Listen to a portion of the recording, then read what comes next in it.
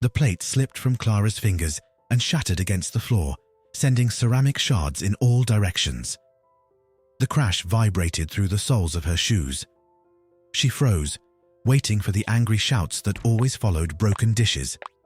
But when she looked up, nobody in the busy kitchen seemed to care. The breakfast rush at Mabel's diner continued uninterrupted. Spatulas flipping pancakes, servers balancing trays, and the endless parade of dirty dishes heading her way. Clara knelt to clean up the mess, grateful for the momentary break from the endless stack of plates. Her back ached from standing at the industrial sink for 4 hours straight. Her hands, red and pruned from hot water and industrial detergent, moved methodically as she gathered the broken pieces. "You okay there, sweetheart?" A hand touched her shoulder. Clara looked up to see Doris, the head waitress, who had worked at Mabel's for nearly 30 years. Doris was speaking slowly, exaggerating her mouth movements the way people often did when they remembered Clara couldn't hear well. "I'm fine," Clara said, trying to match the volume of a normal speaking voice. "Just slipped. Sorry about the plate." "Don't worry about it. Happens all the time." Doris squeezed her shoulder. "Take a 5-minute break if you need it. The dishes can wait." Clara nodded, but she knew the dishes couldn't really wait. Not during the Thursday morning rush in Pine Creek, when half the town squeezed into Mabel's for the $2 breakfast special. She'd been washing dishes at the diner for 3 years now, ever since she'd moved to this small town nestled between mountains and forest. It wasn't glamorous work, but it paid her rent and gave her something to do with her hands, while her mind wandered elsewhere. As Clara returned to her station, she began humming quietly. It was a habit she'd developed as a child, long before her hearing had deteriorated. The melody was something she felt more than heard, vibrations in her chest and throat that connected her to a world increasingly muffled by her hearing loss. She didn't know if the notes were right or if she was in tune. She didn't really care. No one was listening anyway. The morning sunlight slanted through the small window above the sink, creating a warm patch on the stainless steel counter. Outside, Pine Creek was coming to life, the hardware store opening its doors, Mrs. Patterson walking her 3 identical poodles, the mail truck making its first deliveries. Clara had carved out a quiet life here, far from the pitying looks of her family and the frustrations of trying to fit into a world designed for people who could hear properly. At 28, Clara had made peace with her limitations. Her hearing aids helped, but they couldn't restore what she'd lost. In noisy environments like the diner kitchen, they sometimes made things worse, amplifying the cacophony into an indistinguishable roar that gave her headaches. She often turned them down during her shifts, relying instead on visual cues and the familiar rhythm of the kitchen to guide her work. Her humming shifted into soft singing as she tackled a particularly stubborn pan. The words came automatically, an old folk song her grandmother used to sing. Clara closed her eyes briefly, letting the memory wash over her. For a moment, she wasn't in Mabel's diner in Pine Creek.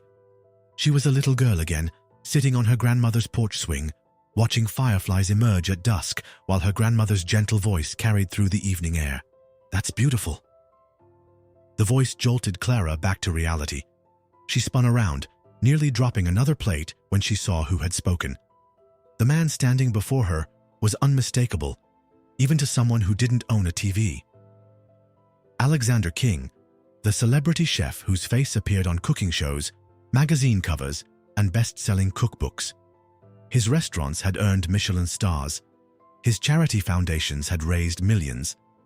And now, inexplicably, he was standing in Mabel's diner, looking at Clara with undisguised interest. What?" Clara stammered, certain she'd misheard him. "You're singing," he said, speaking clearly enough that Clara could read his lips without straining. "It's beautiful, raw and honest." Clara's face flushed with embarrassment. "I didn't realize anyone could hear me. I'm sorry if it was bothering you." Alexander King's expression shifted to surprise. "Bothering me? No, not at all. It's why I came back here. I was sitting at my table and heard this voice." He gestured vaguely toward the dining area. I had to find out who it belonged to. Clara stared at him, processing his words slowly. The idea that someone, anyone, would notice her singing was strange enough. That it would be Alexander King seemed impossible. "You must be mistaken," she said finally.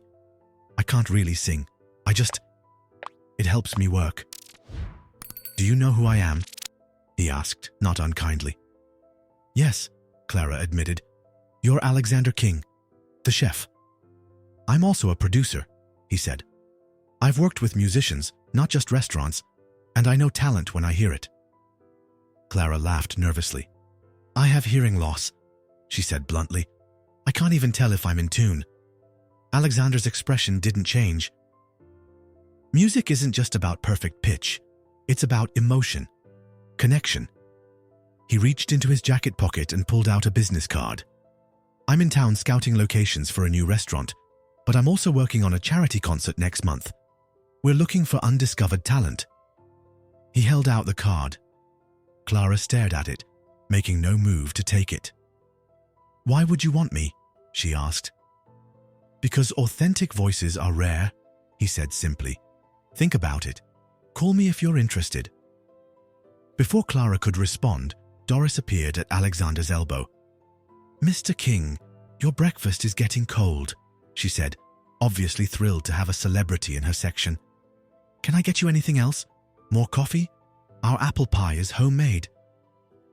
"The breakfast is perfect, thank you," Alexander said politely. He placed his card on the edge of the sink when Clara still didn't take it. "Consider what I said." As he walked away, Clara picked up the card, heavy cardstock with embossed lettering. Alexander King, CEO of King Culinary Enterprises, and a phone number. "What did Alexander King want with you?" Doris whispered, eyes wide with curiosity. Clara slipped the card into her pocket. "Nothing," she said. "He just got lost looking for the bathroom." Doris looked skeptical, but returned to her tables. Clara turned back to her dishes, trying to ignore the card burning a hole in her pocket. She didn't sing again for the rest of her shift. 6 hours later, Clara unlocked the door to her small apartment above the town's only bookstore. The space was modest but comfortable. 1 bedroom, a compact kitchenette, and a living area just large enough for a second-hand couch and a small TV she rarely watched. The walls were lined with photographs, landscapes mostly, taken during her weekend hikes in the surrounding forest. She kicked off her shoes and collapsed onto the couch, exhaustion seeping into her bones. Her feet throbbed from standing all day, and her lower back ached from leaning over the sink. She reached up and removed her hearing aids, placing them carefully on the coffee table. The world went even quieter, a blessing after the long, noisy day. Clara closed her eyes, but instead of the blessed emptiness of sleep, her mind filled with Alexander King's words. "Your singing is beautiful, raw and honest." No one had ever said anything like that to her before. Growing up, Clara had been the poor girl with the hearing problem. After her condition worsened in her teens, she'd gradually withdrawn from performing in school plays or singing in choir, activities she'd once loved. It had been easier to disappear than to deal with the special accommodations and the pitying looks.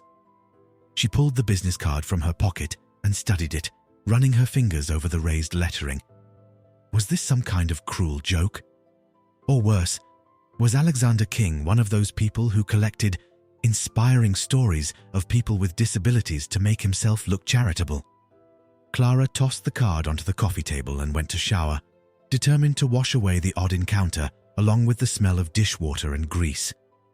But later that night, as she lay in bed staring at the ceiling, Clara couldn't stop thinking about what it would be like to sing on a real stage. To have people actually listening, not out of pity, but because they wanted to hear her voice. Ridiculous, she told herself. You're a dishwasher with hearing loss from a town nobody's ever heard of. Alexander King was just being nice, or worse, condescending. Still, when she finally drifted off to sleep, Clara dreamed of spotlights and microphones, of music that vibrated through her body, and of a crowd that rose to its feet when she finished singing. She woke just before dawn, the dream still vivid in her mind, and made a decision. She would call the number. Not because she believed anything would come of it, but because she couldn't bear the weight of what if for the rest of her life. She would call, politely decline whatever patronizing offer Alexander King had in mind, and then get on with her ordinary, quiet life. Clara had no way of knowing that the call she was about to make would shatter her carefully constructed world, forcing her to confront not just others' perceptions of her limitations, but her own. Clara stared at her phone for a full 5 minutes before finally picking it up. The business card lay beside it, the number seeming to grow larger each time she looked at it. Her finger hovered over the keypad, then pulled back. "This is stupid," she muttered to herself. "He probably doesn't even remember me." It had been 3 days since Alexander King had appeared in Mabel's diner. 3 days of Clara telling herself to forget about their strange encounter.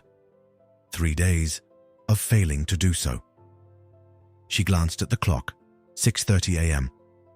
Too early to call anyone, let alone a famous chef. Clara slipped the card back into her nightstand drawer and got ready for her shift. Thursday to Sunday were her workdays at the diner. Monday through Wednesday, she helped out at the town's small library, organizing books and sometimes reading to the children who came for story hour.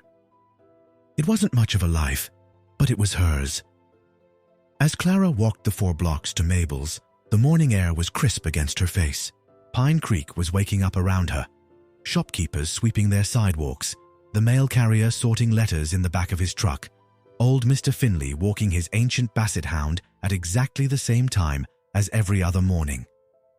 "Morning, Clara," called Mrs. Henderson from her front porch.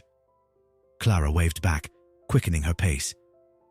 She was neither unfriendly nor antisocial, but conversations were always a strain. Even with her hearing aids, she often missed words or misunderstood questions. It was easier to exchange smiles and waves than to navigate the awkward dance of, "What? Could you repeat that?" and "Never mind, it wasn't important." Mabel's was already busy when she arrived. Clara slipped in through the back door, hanging her jacket on the hook by the time clock before heading to her station. The familiar routine was comforting. Put on the industrial apron, fill the sink with hot water and detergent, check that the sanitizer was full, and prepare for the steady stream of dishes that would soon fill her workspace. "You're quieter than usual today," Doris commented around 10 a.m. during a brief lull. The breakfast rush was over, and the lunch crowd wouldn't start arriving for another hour. Clara shrugged. "Just tired." "You sleeping okay? My sister swears by chamomile tea before bed, says it knocks her right out." "I'm fine, really," Clara said, forcing a smile. "Just thinking about some things." Doris gave her a knowing look. "Thinking about why that famous chef was talking to you the other day?" Clara blushed. It wasn't anything. "Honey, Alexander King doesn't come into the kitchen to talk to the dishwasher about nothing, especially not in a little place like Mabel's." Doris leaned against the counter. So what did he really want? Clara hesitated. She hadn't told anyone about Alexander's offer, or whatever it was. Saying it out loud would make it real, and she wasn't sure she was ready for that. "He heard me singing," she admitted finally, "while I was washing dishes. He said he liked my voice." Doris's eyes widened. "Well, I'll be. I've never heard you sing." "I don't, usually. Not where people can hear me." "Why not? Is it because of—" Doris gestured vaguely toward her ears. Clara nodded. "I can't really tell how I sound, and I don't want people feeling sorry for me." "So what did he say about your singing?" "He said it was raw and honest, whatever that means." "And?" Clara sighed. "And he gave me his card. Said something about a charity concert." Doris nearly dropped the coffee pot she was holding. "Clara Thompson, are you telling me Alexander King wants you to sing at one of his fancy charity events, and you're standing here washing dishes like nothing happened? It's not that simple." Clara turned back to the sink, scrubbing a pan with unnecessary force. He probably says that kind of thing to people all the time. It's probably his way of feeling good about himself, finding the sad, disabled girl and giving her false hope. Doris put down the coffee pot and turned Clara to face her. Now you listen to me. I've been working in diners for 35 years. I've served all kinds of big shots and celebrities passing through town. Not one of them has ever, not once, gone out of their way to talk to the staff unless they wanted something. If Alexander King says he liked your voice, he meant it. Clara bit her lip. Even if he did, what does it matter? I can't just drop everything and go chasing some crazy dream. Why not? Doris challenged. What's keeping you here? Your apartment will still be here. Mabel's will still be here. And if whatever this is doesn't work out, you can come right back. I'm not a singer, Doris. I'm a dishwasher with hearing problems. And I'm a 60-year-old waitress with 2 ex-husbands and bunions the size of golf balls, Doris replied dryly. But if somebody offered me a chance at something better, you bet I'd take it. Before Clara could respond, the kitchen door swung open and the cook yelled for Doris. She squeezed Clara's shoulder before hurrying back to work. Clara spent the rest of her shift thinking about Doris's words. What was keeping her in Pine Creek? She had no family here, no boyfriend, no real ties beyond her job and apartment. She drifted here 3 years ago, after her mother died, and left her the small inheritance that had paid for her car and first month's rent. She told herself it was temporary, just until she figured out what she wanted to do with her life. 3 years later, she was still washing dishes and shelving books, living the same quiet, predictable days. As she was leaving work that evening, Clara nearly bumped into Frank, the diner's owner. He was counting the day's receipts, his reading glasses perched on the end of his nose. "Good shift today, Clara," he said, looking up briefly. Frank was one of the few people in town who never made her feel self-conscious about her hearing.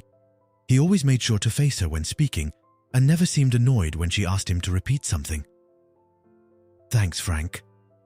Doris mentioned something interesting earlier. He set down his papers. "Said Alexander King was asking about you when he paid his bill the other day." Clara groaned internally.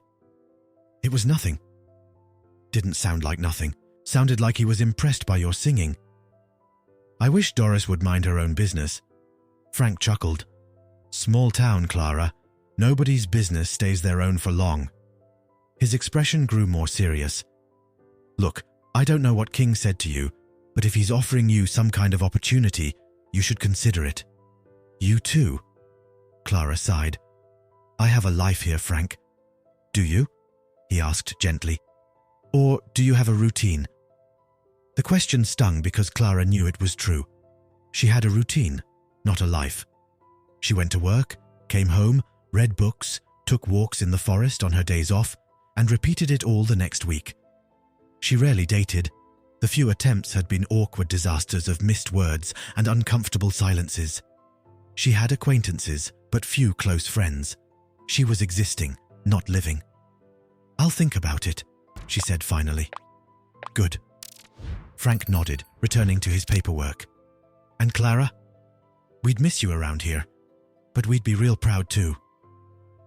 Clara walked home slowly, her mind spinning. By the time she reached her apartment, her decision was made.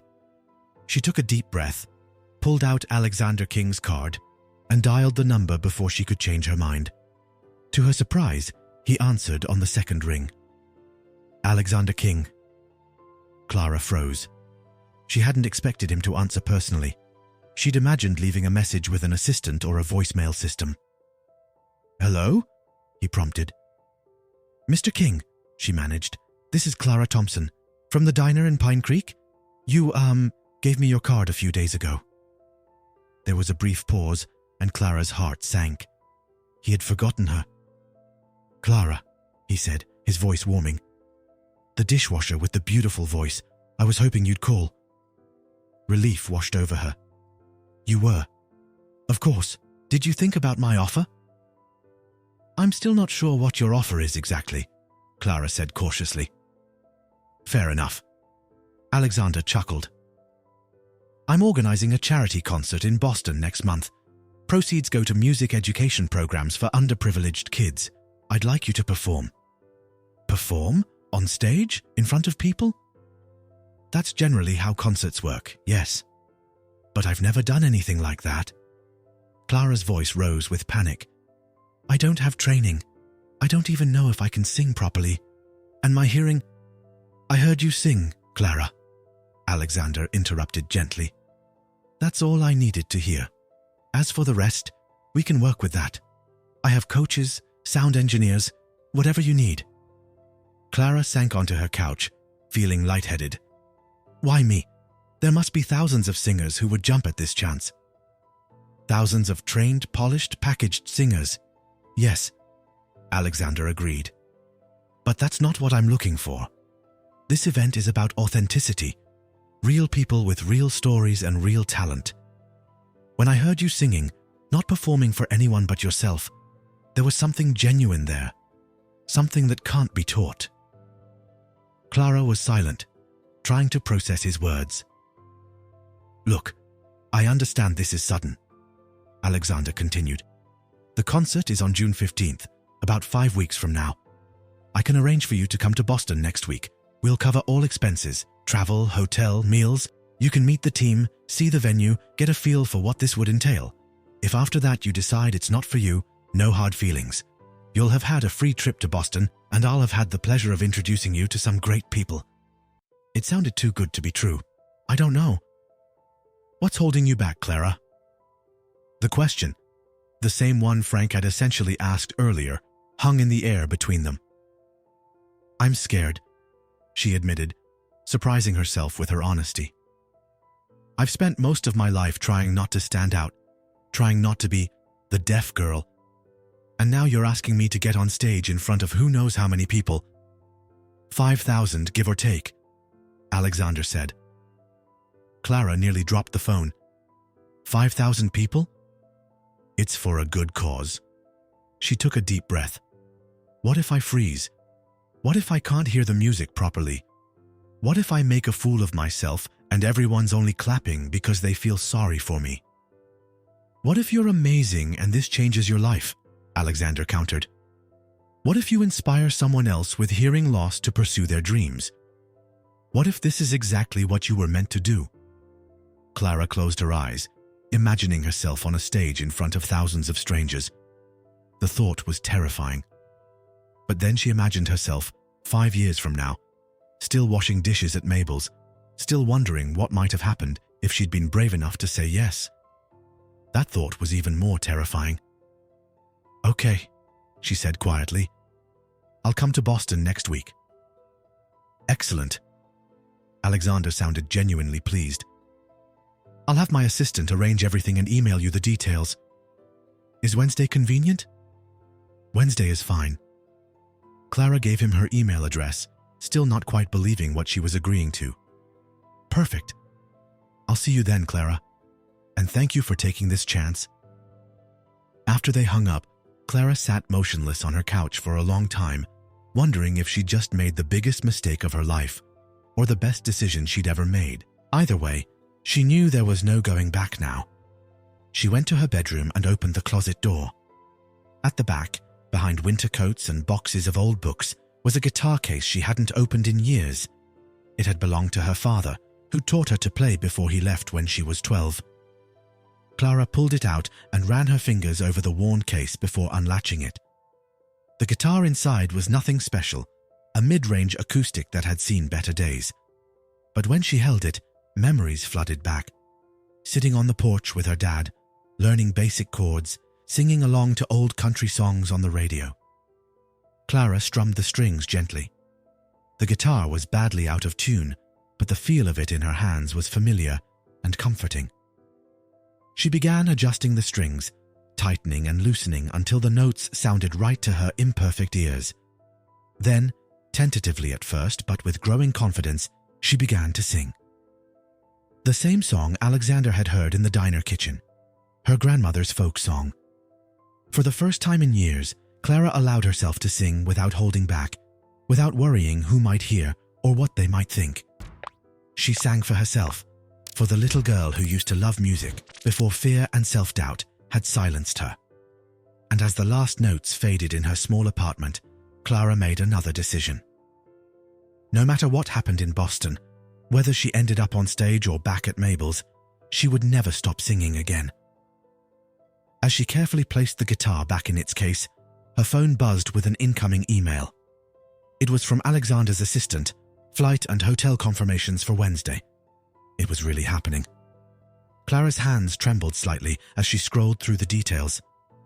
1 week from today, she would be in Boston, taking the first step toward an unknown future. What would happen next was anyone's guess.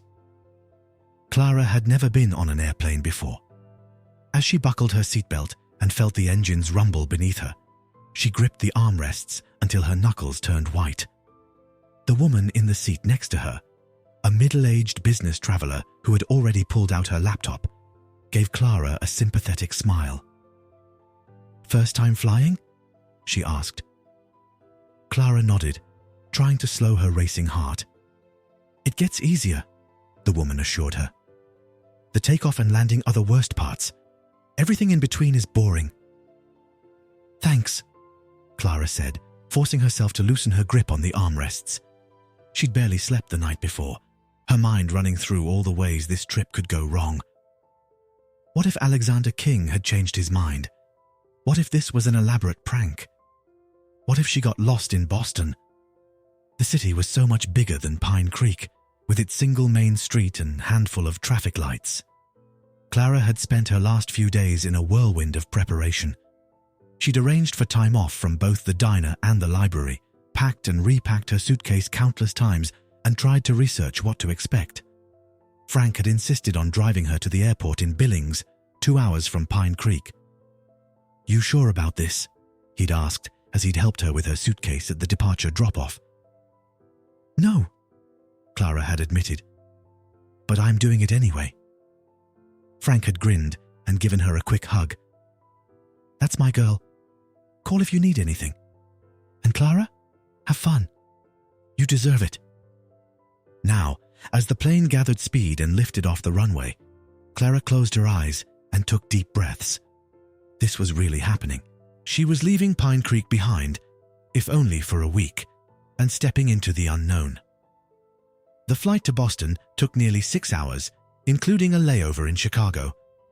By the time the plane began its descent into Logan International Airport, Clara was exhausted but too nervous to sleep. She gathered her small carry-on bag and followed the crowd of passengers through the terminal, trying not to look as lost as she felt. Alexander had told her someone would meet her at the airport. As Clara exited the secure area and looked around the busy arrival hall, she wondered how she would recognize whoever was sent to pick her up. She needn't have worried.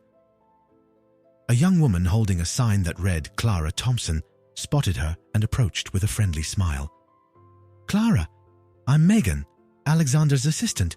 Welcome to Boston." She was tall and slim, with short dark hair and bright red glasses. "How was your flight?" "Fine, thanks," Clara said, adjusting her hearing aids. The airport was noisy, making it hard to hear clearly. "It's my first time flying." "Well, you picked a good day for it. Clear skies all the way." Megan took Clara's suitcase. "The car's just outside. We've got you booked at the Harborview Hotel downtown. It's about a 20-minute drive, depending on traffic." Clara followed Megan to a sleek black car waiting at the curb. The driver took her luggage and opened the door for her, making her feel both important and completely out of place. She'd never been in a car this nice before. As they drove into the city, Clara pressed her face to the window, taking in the sights of Boston. Tall buildings reached toward the sky, nothing like the small 2-story structures of Pine Creek. People crowded the sidewalks, all seeming to know exactly where they were going. "First time in Boston?" Megan asked, noticing Clara's wide-eyed stare. "First time in any big city," Clara admitted. "I grew up in a small town in Montana, and Pine Creek's even smaller." "Well, you're in for a treat. Boston's beautiful in May. Not too hot, not too cold. Perfect weather for exploring." Megan pulled out a tablet and swiped through some files. "You have a light schedule this week. Alexander wanted to give you time to adjust before jumping into anything too intense." "What exactly will I be doing?" Clara asked, the question she'd been too overwhelmed to ask during her brief phone call with Alexander. Tomorrow morning, you'll meet with Alexander for breakfast at 9 a.m. After that, you'll tour the concert venue, the Riverside Amphitheater. It's where the charity event will be held next month. Megan continued scrolling. Wednesday afternoon, you'll meet with Sarah Chen, the vocal coach who works with all our performers. Thursday, you'll have a session with our sound engineers to figure out the best setup for your, She hesitated. For my hearing loss, Clara finished for her. It's okay. You can say it. Megan looked relieved. Right. They'll make sure everything works for you on stage. Friday is a rehearsal with some of the other performers, and Saturday is free for you to explore the city before your flight home on Sunday. It sounded like a lot, but also somehow manageable. Clara nodded, trying to project more confidence than she felt. The car pulled up in front of a beautiful building overlooking the harbor. A doorman rushed forward to open Clara's door and take her luggage. The Harborview Hotel was clearly high-end, with its marble floors and crystal chandeliers in the lobby. Here's your room key, Megan said, handing Clara a card. You're on the 15th floor, room 1507. It has a great view of the water. Room service is available 24/7 if you get hungry, and all meals are covered by King Enterprises, so don't worry about the cost. Clara took the key, feeling increasingly overwhelmed. Thank you. Get some rest tonight, Megan advised. Tomorrow we'll be busy. I'll meet you in the lobby at 8:30 to take you to breakfast with Alexander. After Megan left, a bellhop showed Clara to her room. When he opened the door, Clara couldn't help the small gasp that escaped her lips. The room was bigger than her entire apartment in Pine Creek. A king-sized bed faced floor-to-ceiling windows that offered a stunning view of Boston Harbor. There was a sitting area with a sofa and armchairs, a desk, and a TV bigger than any she'd ever seen. The bellhop gave her a brief tour, showing her how to use the room's features before leaving her alone with her thoughts. Clara walked to the window and looked out at the city spread before her. Boats moved across the harbor, and in the distance, she could see planes taking off and landing at the airport. It was beautiful and terrifying all at once. What am I doing here? She whispered to her reflection in the glass. She was a dishwasher from nowhere, Montana, standing in a luxury hotel room paid for by one of the most successful chefs and entrepreneurs in the country. All because he'd heard her singing to herself while washing dishes. It seemed impossible. Yet here she was. Clara unpacked her suitcase, hanging up the few nice outfits she'd brought. They suddenly seemed woefully inadequate for meeting with important people in a city like Boston. She'd have to make do. After a long shower in the enormous bathroom, which had both a shower and a separate bathtub, Clara ordered room service. The club sandwich and fries that arrived were better than any food she'd ever tasted, though she felt guilty eating in bed while watching TV. Despite her exhaustion, sleep didn't come easily that night. The bed was too soft, the room too quiet without the familiar sounds of her apartment building, and her mind wouldn't stop racing, imagining all the ways she might embarrass herself tomorrow. Morning arrived too quickly. Clara dressed carefully in her best jeans and a simple blue blouse, pulling her light brown hair into a neat ponytail. She checked her hearing aids, making sure the batteries were good, before heading down to the lobby. Megan was waiting, exactly as promised, at 8:30 sharp. "Good morning," she greeted Clara cheerfully. "Sleep well?" "Well enough," Clara lied. "Where are we meeting Alexander?" "His favorite breakfast place is just a few blocks away. It's a nice morning. Mind if we walk?" The spring air was crisp and refreshing as they strolled through downtown Boston. Clara tried to take everything in, the historic buildings next to modern skyscrapers, the mix of business people and tourists, the energy that seemed to pulse through the city streets. The restaurant was small but elegant, with white tablecloths and fresh flowers on each table. Alexander King was already seated when they arrived, reading something on his tablet. He stood when he saw them, his smile warm and genuine. "Clara, welcome to Boston." He shook her hand firmly. "I'm so glad you decided to come." "Thank you for inviting me," Clara said, surprised by how calm she sounded despite her nerves. "Megan, Will you be joining us? Alexander asked his assistant. I have some calls to make, Megan replied. I'll be back in an hour to take you both to the venue. After Megan left, a waiter appeared to take their orders. Clara chose simple scrambled eggs and toast, too nervous to eat anything more elaborate. So, Alexander said once they were alone, how do you like Boston so far? It's big, Clara said honestly. Everything's big. The buildings, the hotel room, even this breakfast menu.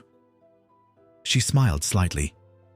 Pine Creek has one diner and a coffee shop. That's it for restaurants. Alexander laughed. I remember small-town life. I grew up in a place not much bigger than your Pine Creek, Millfield, Ohio. Population 3,000 on a good day.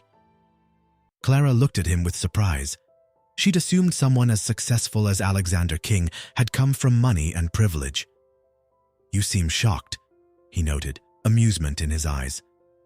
I guess I pictured you growing up in New York or Los Angeles, Clara admitted. Many people do. But no, I was a small-town kid with big dreams and a talent for cooking. My first job was washing dishes at the local diner. His eyes twinkled. Sound familiar? Clara couldn't help smiling. Maybe a little? That's why I noticed you, Clara.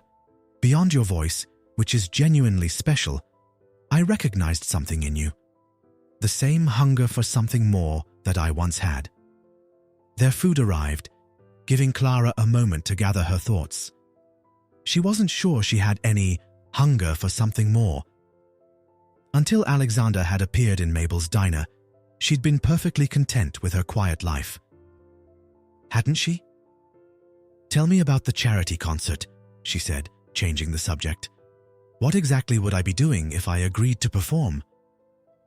Alexander seemed to accept the shift in conversation. The event is called Voices Unheard. It's a benefit for music education programs in underfunded schools. Each performer represents a different story, someone whose voice might not otherwise be heard in the mainstream music world. And I'm the token deaf girl? Clara asked, more sharply than she'd intended. Alexander looked genuinely taken aback. Is that what you think this is? Clara pushed her eggs around her plate. I don't know what to think. It seems convenient. The perfect inspirational story. The dishwasher with hearing loss who sings beautifully. Alexander was quiet for a moment. I understand your skepticism, but the truth is simpler. I heard you sing, and it moved me. Your hearing loss is part of your story, yes, but it's not why I asked you here. He leaned forward. Clara, do you know how many talented singers I hear every day? How many demos get sent to my office? How many voices I encounter in my restaurants, on the street, in elevators? Being able to carry a tune isn't special. Being able to make someone feel something when you sing, that's rare. Clara wanted to believe him. But years of being treated differently, of being seen as her disability rather than as a whole person, had made her wary. What would I sing? She asked finally. If I did this? Whatever speaks to you, Alexander replied. Something authentic. We'd work with you to find the right arrangement, the right support, but the choice of song would be yours. Their conversation was interrupted by Megan's return. Ready to see the venue? She asked brightly. The Riverside Amphitheater was unlike anything Clara had ever seen. An outdoor venue with a covered stage and seating for thousands, it overlooked the Charles River, with the Boston skyline providing a dramatic backdrop. As Clara stood on the empty stage, looking out at the rows and rows of seats, her stomach tightened with fear. 5,000 people would fill those seats. 5,000 people would be watching her, listening to her. Overwhelming, isn't it? Alexander said, coming to stand beside her. I can't do this, Clara whispered. I was crazy to think I could. Everyone feels that way the first time they stand on a big stage, he assured her. Even me. You perform on stage? I've done my share of demonstrations and speaking engagements. The fear never completely goes away, but it gets easier. He gestured around them. This place will look different on the night. Lights, decorations, a full band behind you. You won't be alone up here." Clara tried to imagine it, but all she could picture was herself freezing, forgetting the words, being unable to hear the music properly. "I think I made a mistake coming here," she said, her voice small. Alexander studied her for a moment. "Do you know why I organize these charity concerts?" Clara shook her head. "When I was 15, my school cut all arts funding. No music, no drama, no art classes. For most kids, it was disappointing, but not life-changing. For me, it was devastating. Music was the one place I felt like I belonged. My family couldn't afford private lessons, so that was it. Dream over." He walked to the edge of the stage, looking out at the empty amphitheater. "A local restaurant owner noticed me singing while washing dishes after school, just like I noticed you. He paid for private music lessons for me until I graduated high school." Clara couldn't hide her surprise. "I didn't know you were a musician." "I'm not professionally. Cooking became my true passion, but music gave me confidence, taught me discipline, showed me I could be good at something when everything else in my life was falling apart." He turned back to her. "That's what I want to give back. Not just music lessons, but the sense of possibility that comes with them." His story touched something in Clara, breaking through some of her defenses. Maybe this wasn't about exploiting her disability for a heartwarming moment. Maybe it was about something more meaningful. "I'm still scared," she admitted. "You should be," Alexander said with a gentle smile. "Fear means you care. Use it. Let it fuel you rather than stop you." They spent the rest of the day touring the facilities, meeting some of the event staff, and going over basic logistics. By evening, Clara's head was spinning with information, but she felt less overwhelmed than she had that morning. Back in her hotel room, Clara pulled out her phone and called the one person who might understand what she was feeling. "Hello?" Frank's familiar voice answered. "It's me," Clara said, settling onto the edge of the bed. "I'm in Boston." "Clara, how's it going? Is it as fancy as you imagined?" "Fancier," she laughed. "The hotel room is bigger than my entire apartment." "Told you this was legit," Frank said, satisfaction in his voice. "So what's the verdict? You gonna sing for the rich folks?" Clara sighed. "I don't know yet. I went to see the venue today. It's huge, Frank. I don't know if I can do it." There was a pause. "You remember when you first started at Mabel's? How you dropped 3 plates your first day and thought I was gonna fire you?" "I remember," Clara said, smiling at the memory. "But you came back the next day, and the day after that, and now you're the best dishwasher I've ever had." Frank's voice grew serious. "You can do hard things, Clara. You've been doing them your whole life." His simple faith in her brought tears to her eyes. "What if I fail? Then you come back to Pine Creek with a great story about the time you went to Boston and stayed in a fancy hotel. No harm done. And if I don't fail?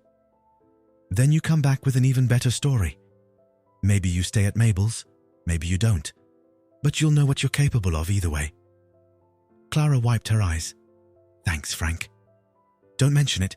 Just bring me back one of those tacky souvenirs. Something that says, 'My dishwasher went to Boston and all I got was this lousy t-shirt.'" Clara laughed. "I will." After hanging up, she went to the window and looked out at the city lights reflecting on the harbor water. Tomorrow, she would meet with the vocal coach. The day after that, the sound engineers. One step at a time. She could do hard things. She'd been doing them her whole life. And maybe, just maybe, she could do this too. Try it again, but this time, feel the vibration in your chest, Sarah Chen instructed, playing the piano note once more. Clara closed her eyes, placing one hand on her sternum as she sang the note. It was her 3rd session with Sarah, the vocal coach Alexander had hired, and Clara was surprised by how much she was learning about her own voice. "Better?"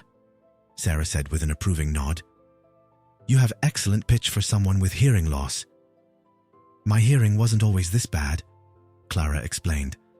I lost most of it gradually, starting in my teens. I guess I remember how things should sound.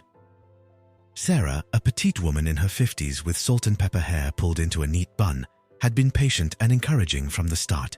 Unlike many people Clara had encountered, Sarah never spoke unnaturally loudly or exaggerated her lip movements.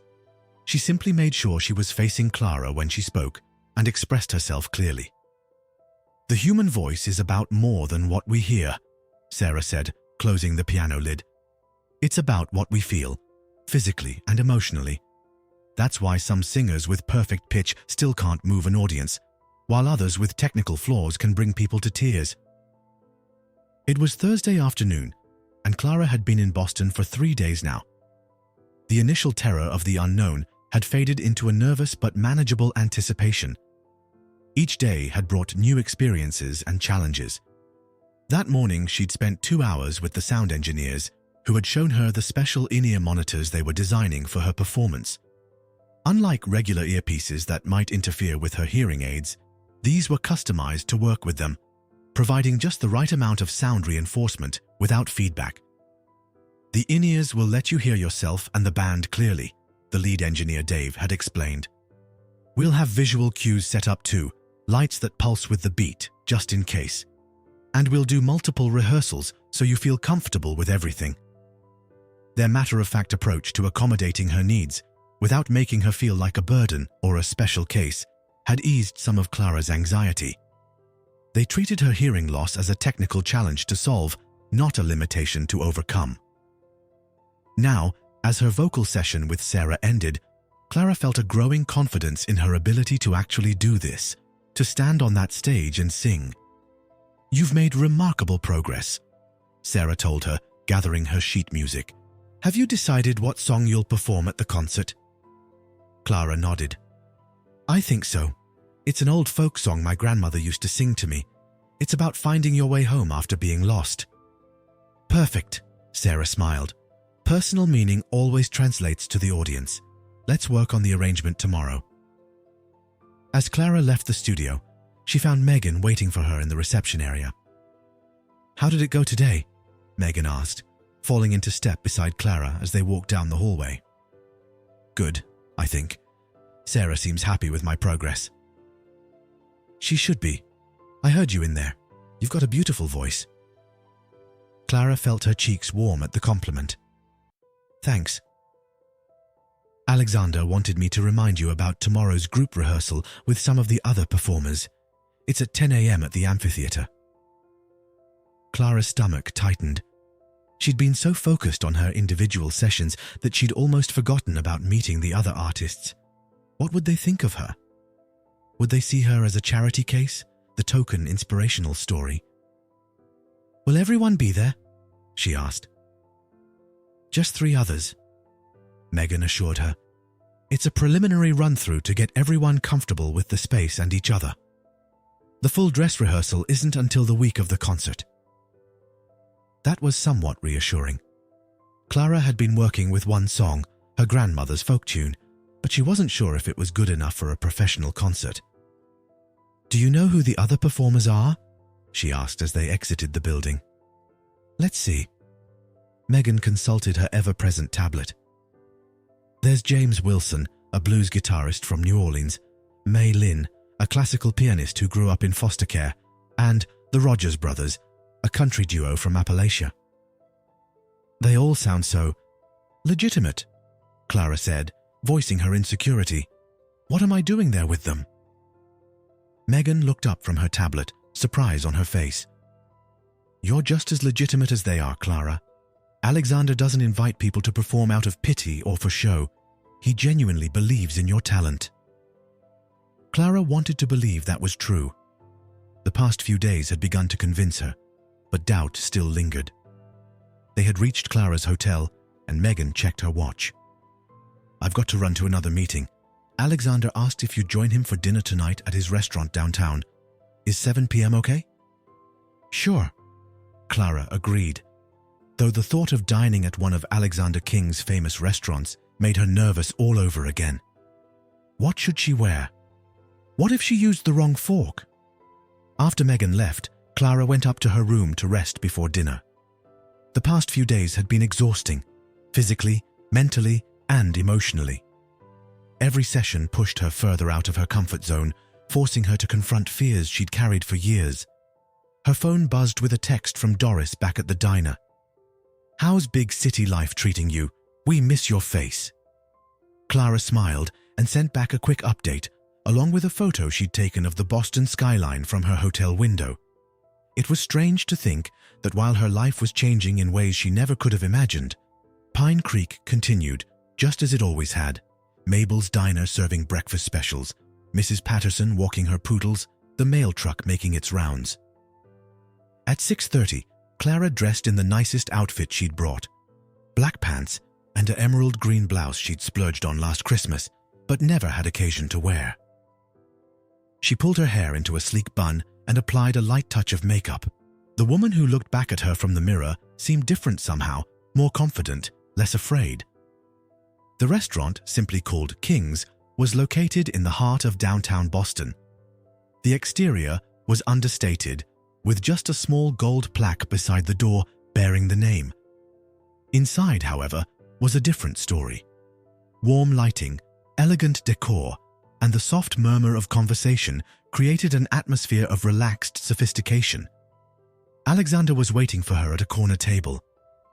He stood when he saw her, greeting her with a warm smile. "Clara, you look lovely. How was your session with Sarah today?" "Good," Clara said as she took her seat. "She's teaching me a lot about how to feel the music, not just hear it. Sarah's the best. She's worked with everyone from Broadway stars to rock legends." A waiter appeared with menus and a wine list, which Alexander waved away. "We'll have the chef's tasting menu, James, and sparkling water for the table." Clara glanced at the menu before the waiter took it and felt a surge of relief that she wouldn't have to choose. The descriptions were filled with ingredients she'd never heard of. "I hope you don't mind me ordering for us," Alexander said. "Chef Antonio has prepared something special tonight." "Not at all," Clara assured him. "Food like this is completely outside my experience. The fanciest restaurant in Pine Creek is the steakhouse that opened last year, and even that's just basics with different sauces." Alexander laughed. "Sometimes I miss those simple small-town meals. There's an honesty to them that can get lost in fine dining." Their conversation flowed easily as the courses began to arrive, each one a work of art on a plate. Clara tried foods she'd never imagined: truffles and foie gras, exotic mushrooms and seafood she couldn't name. It was all delicious, but overwhelming in its unfamiliarity. "Tomorrow you'll meet some of the other performers," Alexander said as they waited for dessert. "Are you nervous?" Clara appreciated his directness. "Terrified," she admitted. "They all sound so accomplished. I'm just... me?" "That's exactly why you belong there," Alexander said firmly. "This event isn't about technical perfection or industry experience. It's about authentic voices with authentic stories." Clara took a sip of water, gathering her courage to ask the question that had been nagging at her. "What happens after the concert? Do I just go back to washing dishes like none of this ever happened?" Alexander considered her question carefully. "That depends on you, Clara. Some of our past performers have used this as a launching pad for music careers. Others have gone back to their regular lives, but with a new confidence and perspective. There's no right answer." "I don't think I want a music career," Clara said slowly, surprising herself with the realization. "I don't want fame or anything like that, but I don't think I can go back to exactly how things were before either."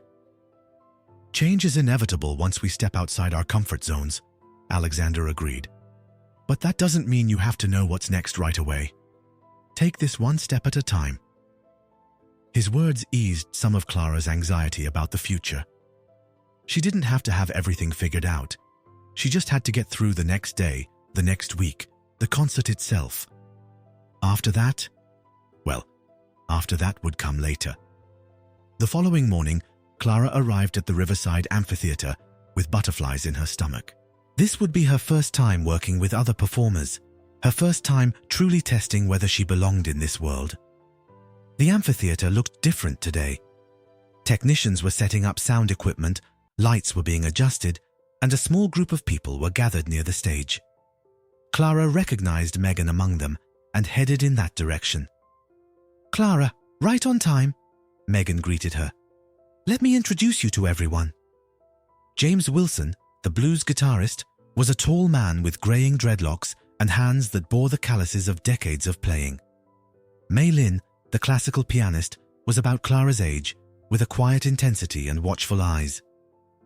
The Rogers brothers were actually brother and sister, Sam and Ellie Rogers, with identical red hair and friendly smiles. "So you're the famous singing dishwasher," James said with a warm chuckle after introductions were complete. "Alexander hasn't stopped talking about finding you." Clara blushed. "I'm not sure what he told you, but I'm just a regular person who happens to sing sometimes." "Aren't we all?" May said with a small smile. "I was a janitor at a music school before a teacher heard me playing after hours. And we were performing at county fairs for gas money until last year," Sam added, gesturing to his sister. Their words eased some of Clara's tension. These weren't untouchable stars looking down on her. They were people who had walked similar paths, who understood what it meant to be discovered in unlikely places. The rehearsal began with each performer taking their turn on stage, testing sound levels, and getting comfortable with the space. Clara waited nervously as the others went before her, each one impressive in their own way. James's guitar playing was soulful and raw. May's piano performance was technically flawless, yet deeply emotional. The Rogers siblings harmonized perfectly on a country ballad that brought tears to Clara's eyes. Then it was her turn. Clara stepped onto the stage, her legs feeling like jelly. The sound engineer handed her the special in-ear monitors they'd developed for her, and she carefully positioned them with her hearing aids. "Whenever you're ready," came Dave's voice through the earpiece, clear and reassuring. Clara took a deep breath and began to sing her grandmother's folk song, without accompaniment at first, just her voice filling the empty amphitheater. She closed her eyes, focusing on the feeling of the music rather than the sound, just as Sarah had taught her. Halfway through the first verse, she felt rather than heard the soft entrance of a guitar. Opening her eyes, she saw James had picked up his instrument and was playing along, following her lead. Then came the piano, May finding the chords that matched Clara's melody. By the chorus, the Rogers siblings had joined in with gentle harmonies, supporting Clara's voice without overpowering it. They hadn't rehearsed this. They hadn't planned it. But somehow, these strangers had heard her song and joined in, creating something beautiful and spontaneous. As the last note faded, Clara realized she was crying. Not from fear or embarrassment, but from a pure, overwhelming joy. For the first time in her life, she had been fully heard, not despite her hearing loss, but with all of her being. "Well, damn," James said into the silence that followed. "I think we just found our closing number for the show." The others nodded in agreement, and Clara looked around in confusion. "What do you mean?" "He means we should all perform your song together to close the concert," Ellie explained. "It was magical, Clara. Didn't you feel it?" Clara had felt it. The connection, the way their different styles and backgrounds had come together around her simple folk song, creating something greater than any of them could have created alone. "We'd have to ask Alexander," she said uncertainly. "Ask me what?" Alexander's voice came from the back of the amphitheater as he walked down the center aisle, a broad smile on his face. "If we can close the show with Clara's song, all of us together," May said. Alexander looked thoughtful. "It's not the usual format. Typically, each artist performs individually, and then we have a group number at the end that we've arranged in advance." "This would be better," James insisted. "We can still do our solo performances, but close with Clara's song. What we just did here, that was real. That was what this event is supposed to be about." Alexander looked at Clara. "It's your song. What do you think?" Clara hesitated. Part of her wanted to hide, to deflect the attention to someone else. But a stronger part, a part that had been growing since that day in Mabel's diner when Alexander had first heard her sing, wanted to embrace this opportunity. "I think," she began slowly, "I think my grandmother would have loved to know her song touched so many people." Alexander's smile widened. "Then it's settled. You'll each perform your solo pieces, and we'll close with Clara's song as a group number." The rest of the rehearsal passed in a blur of excitement and planning. They worked out the arrangement, each artist adding their own flavor to Clara's folk song while maintaining its simple, heartfelt core. By the end of the day, it had transformed into something Clara could never have imagined. Richer and more complex, yet still true to the melody her grandmother had sung to her as a child. As they were packing up, James approached Clara. "You've got a real gift, you know. Not just your voice, but the way you bring people together." Clara shook her head. "I didn't do anything. You all just joined in." "Because your singing made us want to be part of it," he said simply. "That's rare, Clara. Rarer than perfect pitch or technical skill." That night, alone in her hotel room, Clara called Frank with an update. "They want to use my song as the finale," she told him, still hardly believing it herself. "All the performers together." "Of course they do," Frank said, as if it were the most natural thing in the world. "I've been telling you for years that your singing is special." "You have not," Clara laughed. "You never even heard me sing until last week when I was practicing before my flight." "Well, I should have," Frank grumbled. "Point is, I'm not surprised. When are you coming home?" The question gave Clara pause. "Sunday, like planned. But what?" "I'm not sure if home means what it used to," Clara admitted. "I love Pine Creek and Mabel's and the library. I love my little apartment and my hiking trails. But this week has shown me there might be more for me out there." Frank was quiet for a moment. "You thinking of moving to Boston?" "Maybe. Not right away. But Alexander mentioned they have a music therapy program at Children's Hospital here. They work with kids who have hearing loss, using music to help them develop language skills and confidence. They're looking for someone who understands the experience firsthand." "Sounds perfect for you," Frank said, and Clara could hear the mixture of pride and sadness in his voice. "Nothing's decided yet," she assured him.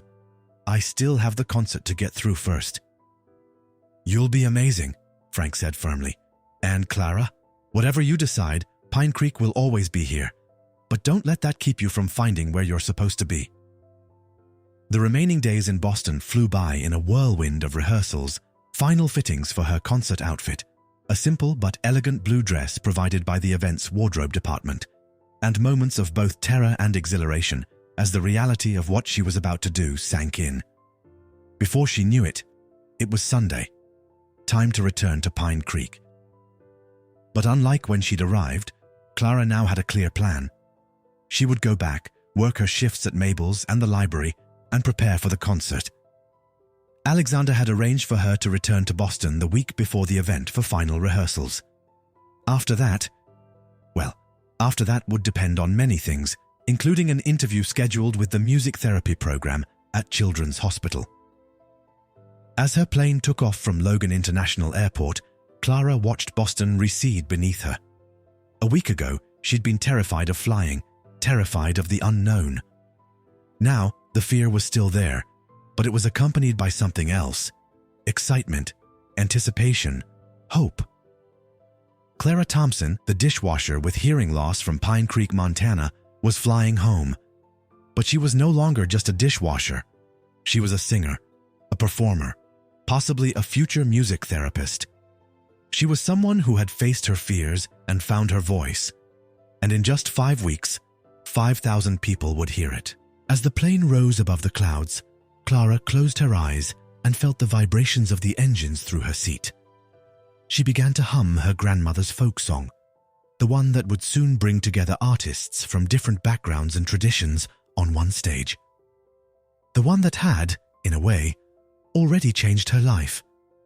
The melody vibrated in her chest, real and solid, regardless of what she could or couldn't hear. Music, Clara had learned, was about more than sound. It was about feeling, connection, the way it brought people together across all barriers, even the barrier of silence. And as Pine Creek came into view below, looking small but welcoming, Clara knew that whatever happened next, she was ready. Ready to sing her song, ready to help others find their voices, ready to build a bridge between the world of sound and the world of silence. Ready, at last, to be heard.